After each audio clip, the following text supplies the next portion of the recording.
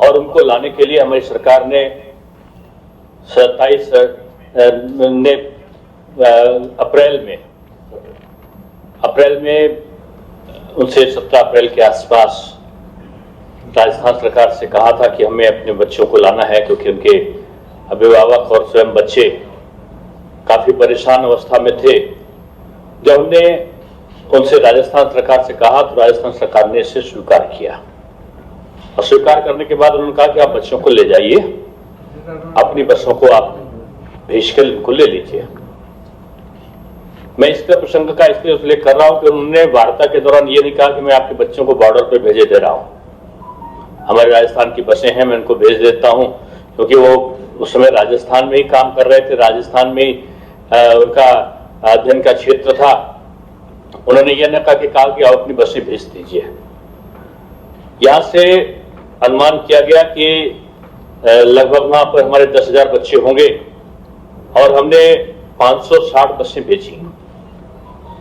अब प्रश्न यहीं से शुरू होता है कि हमने जब बसें भेजी तो वहां पता चला कि 12,000 के आसपास बच्चे हैं, और जो बाकी शेष बचे 10,000 बच्चों के अलावा जो बच्चे बचे थे, जो हमारी 560 बसों में नहीं आ पा रहे थे, उनका विशेष आग्रह था कि आप हमको भी ले चलिए। यहाँ तो खाना पानी भी नहीं मिल रहा है, यहाँ रहने के लिए विशेष प्रकार का कोई सुविधा भी नहीं है, ना भोजन की व्यवस्था है। ऐसी स्थिति में हमको उत्तर प्रदेश ले चलिए। वो अपनी व्यथा को बता रहे थे। उसको देखकर उत्तर प्रदेश सरकार ने के हमारे अधिकारियों ने रोडवेज के, राजस्थान के रोडवेज के अधिकारियों से वार्ता की है, और जब उनसे वार्ता की तो उन्होंने कहा कि हम आपको अतिरिक्त बसें देंगे, लेकिन उसका भुगतान उत्तर प्रदेश को करना होगा। इसकी आप एक लिखित अपील हमसे करिए कि आप उसका भुगतान कर देंगे। हमारे यहाँ के उत्तर प्रदेश रोडवेज के अधिकारियों ने लिख के भेजा कि आप हमको अतिरिक्त बसें दे दीजिए, हम उनका भुगतान करने में हमें आपत्ति नहीं है। अब अतिरिक्त बसें जो दी गई, इत्तेफाक था कि वहां पर जो हम लोग की उत्तर प्रदेश की जो बसें थी उनमें डीजल की कमी हुई, तो डीजल राजस्थान रोडवेज के पेट्रोल पंप से डीजल भराया गया। तो राजस्थान सरकार ने तत्काल इसको देखते हुए 19,76,000 रुपए का बिल भेज दिया, जिसका भुगतान 5 मई को ही हम लोगों ने उत्तर प्रदेश सरकार ने कर दिया। रोडवेज विभाग ने माननीय परिवहन मंत्री के आदेश पर उसका भुगतान हो गया।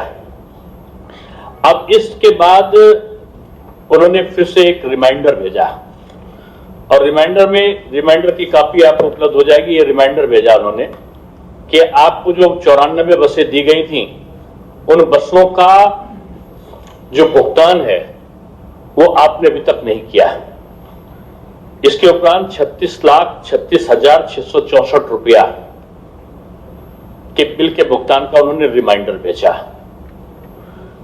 अब ये रिमाइंडर पर रिमाइंडर आ रहा हो, और वो संवेदनशीलता उस समय याद आ रही है आदरणीय प्रियंका वाड्रा जी की, राजस्थान सरकार की, कि निरीह बच्चों के बस से भिजवाने का किराया वसूल रहे।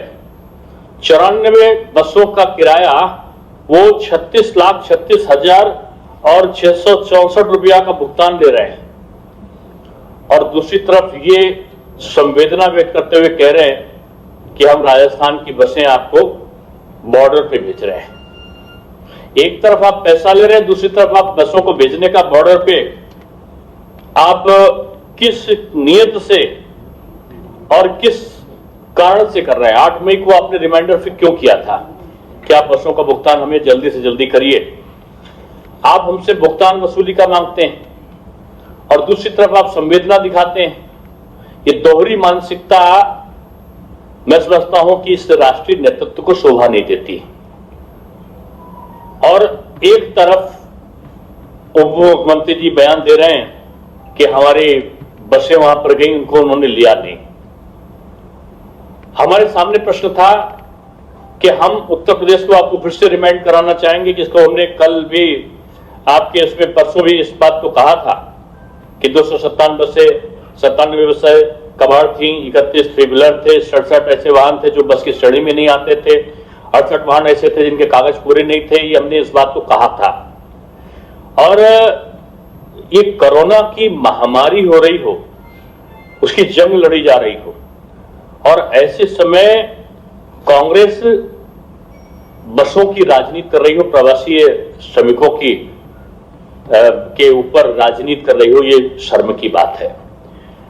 आज देखा जाए कि इस पूरे प्रसंग में जो उभर कर आया है कि आप पैसा मांग रहे हैं उन बच्चों को, छोटे बच्चों को ले जाने के लिए, आप दो बार वसूली कर रहे हैं, आप पेट्रोल का पैसा भी वसूली ले रहे हैं।